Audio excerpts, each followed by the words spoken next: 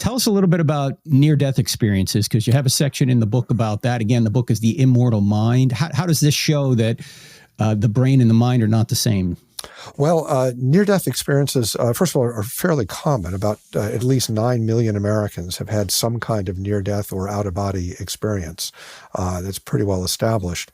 And about 20% of those experiences involve accurate perceptions that take place during a time when the brain is not functioning. Probably the most famous near-death experience was of a woman named Pam Reynolds, who was a lady who had an aneurysm at the base of her brain and required a very radical kind of brain operation to fix the aneurysm, called a standstill procedure. It was done in Phoenix by Robert Spetzler, who was a neurosurgeon there who specialized in this back in 1991. And what Spetzler had to do was he had to cool her body down in the operating room under general anesthesia to about 60 degrees Fahrenheit to protect her brain, then to put her on a heart-lung machine, then to stop her heart and stop the blood flowing to her brain, then to tilt the operating table up so the blood drained out of her brain, and then fix the aneurysm. The aneurysm was in a blood vessel, and he had to repair the blood vessel, open it, and fix it without blood flowing through it. And he had about 30 minutes before she would have permanent brain damage.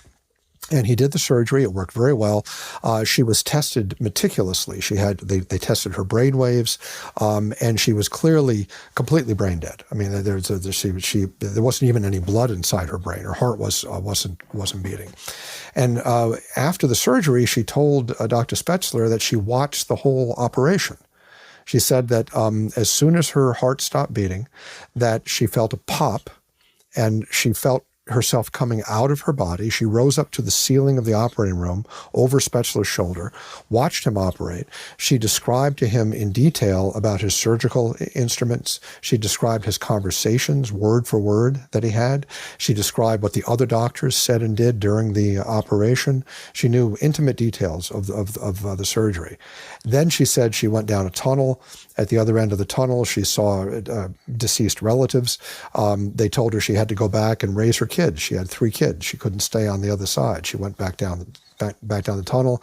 And she said that going back into her body was like diving into a pool of ice water, which is true because her body temperature was 60 degrees. So she's a very well-documented case of near-death experiences. And people who have near-death experiences have these remarkable things happen to them. And when